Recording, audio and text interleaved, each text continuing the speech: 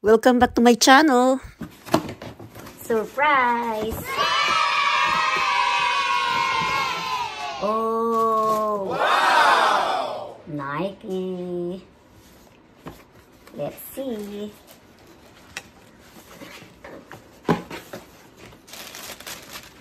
Wow! It's so beautiful. It's so beautiful. This is running shoes. Ito lang talaga yung mga ginagamit ko sapatos, yung malalambot. Running shoes. Okay. It's malambot. And the other one, this one. So, Mura lang po ito dahil sale siya. yan. Nike Revolution 5 running shoes. Okay. The color is black.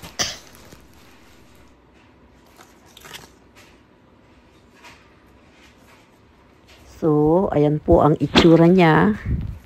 Siya po ay malambot at hindi madulas ang ilalim. Nabili ko po ito noong December 2023. Dahil nag-sale. Hindi po ako bumibili pag hindi sale.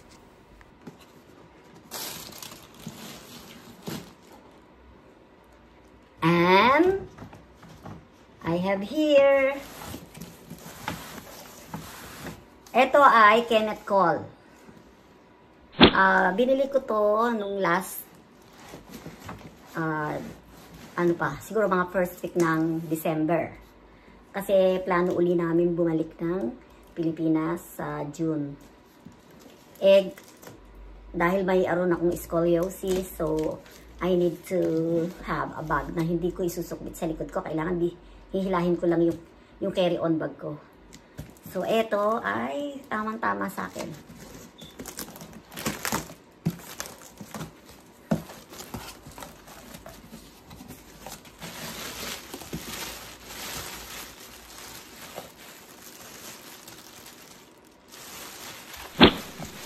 Let us see. Look at this. Maliit na. Guys, ito ay 4-wheel spinner carry-on. Under-seater, hindi na kailangan ilagay sa itaas ng cabin locker. Pwede na to sa paanan. Yan. Sale ito, kaya nabili ko lang to ng $100. Maliit siya. Carry-on bag ko siya.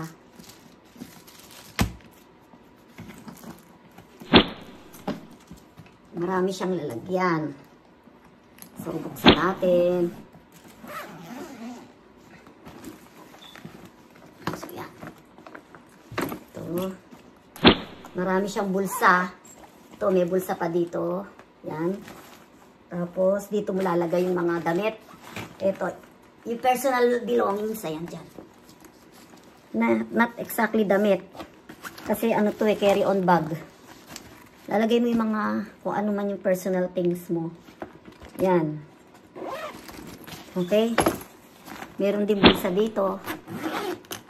Yan. Lalagyan ng makeup, toothbrush, ano pa? Yung ID, passport. Lagyan ng passport. Pwede mo ding buhatin siya ng ganito. Tapos ito, dito mo lalagay yung mga papeles mo. Kung ano yung passport or mga suklay, brush, ganyan. Kung may dala kang extrang panty, kung ano man, tissue paper. Yan. So, pwede mo siyang buhatin ng ganyan. Since, kaya ako to binili, ay mayroon akong problem sa may upper back sa likod ko. So, hindi ako pwedeng magbuhat ng mabigat.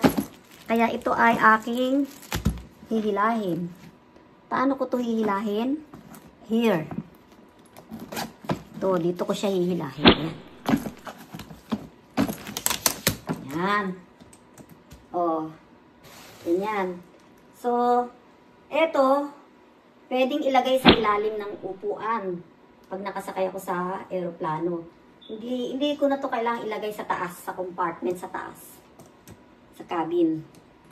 Yun. Yan, yan, yan. Ganyan lang siya, di ba? So, hindi ako mahirapan magdipit. Ang dala-dala ko na lang, yung backpack ko na maliit. So, siguro, pwedeng ito, dala ko. Yan. Pwedeng ito. Yan. Maliit na bag lang. Ayan. Ayan. O, diba? At ano din siya? Oh, 360 degrees. Umiikot. 300 degrees. 360 degrees ikot. Okay, o tara na. Let's go na. Let's go to the Philippines. Go, go, go. So, ayan. Ito yun. Kaya ko to siya binili. Para, kasi dala-dala ko kasi backpack na andun yung mga ibang cellphone, laptop. So, ang bigat sa shoulder. So, at least dito, pwede kang maglagay ng yung maliit yung laptop. Pwede din pumasya dito. At saka, pwede din yung passport. Siguro yung passport dito. Kasi, dito yung mga ibang personal things ko. Okay? So, that's it. Ito yun. Yan. Matibay naman siya kasi, at saka, nakalagay dito, lightweight and durable. So, hindi ba yung ibang mga carry-on bag mo na maleta na mas malaki? Walang yung ibig sabihin matigas. Ilalagay mo dun sa taas nung upuan mo, di ba? Ito, di ba yung mga bag lang na mga malalambot? Doon kasi sa paanan mo lalagay. So, ito pwede. Yan. So, hindi mo na kailangan ilagay. Since hindi ko naman kayang ilagay yung bag ko doon, yung maleta. Kaya usually, ang dala-dala ko backpack. So, ito, tamang-tama lang sa akin kasi meron ako ditong scoliosis sa upper back. Kaya, saktong-sakto. Okay. O, ano pa? Meron pang isa. So, ako, lilipitin ko pa to after. Eto, actually, kakabili ko lang. Ito yung regalo ko sa sarili ko. Dahil wala pa akong bag na coach. Wallet lang. Kaya, ito naman yung binili ko sa sarili ko. Mura lang naman ang binili ko. Yung style lang na murahin lang. Pero, yan. Tsaka gusto ko kasi maliit lang. Ayoko nang mabigat kasi bawal nga sa akin yung mabigat. Dahil sa ako'y may sa likod, may scoliosis. So, ito. Ang bili ko sa kanya ay, yan na yung pinakamura. Pero, sale lang ito eh. Hindi naman to for $30. Mga half a price lang. Sale kasi, kaya ako nabili. So, meron siya ditong bulsa. Yan. Tapos, meron siya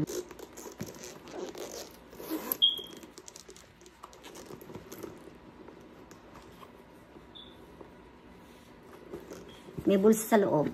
Yun. Ganun lang kasimple.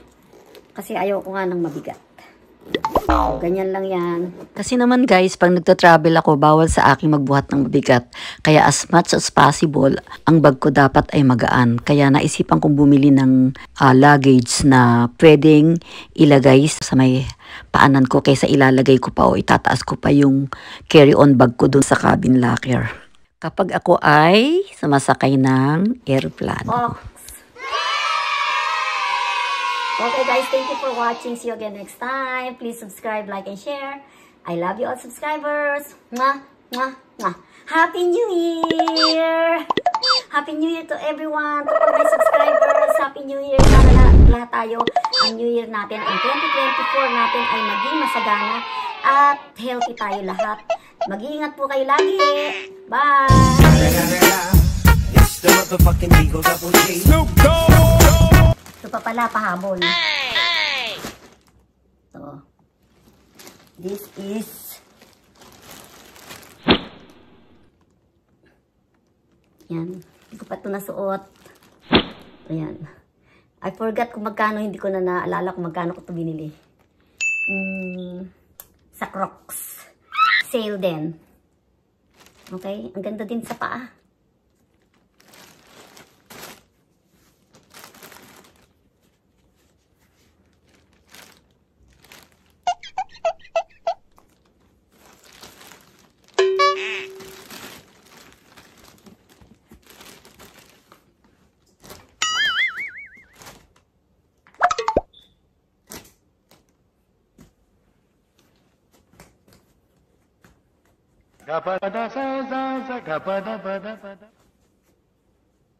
Ito.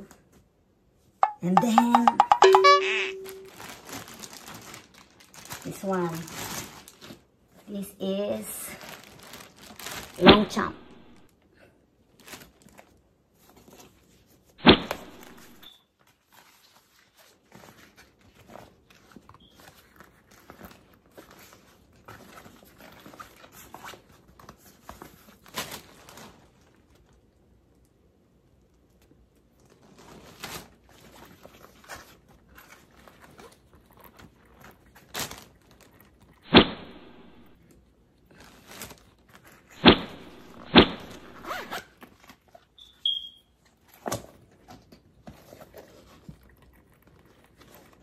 Meron siyang maliit na packet.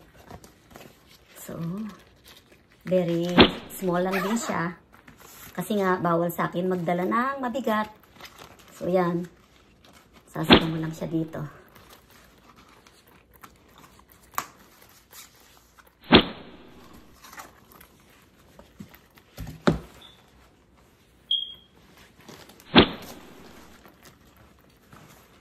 Yan, ito lang siya. Diba? Cute.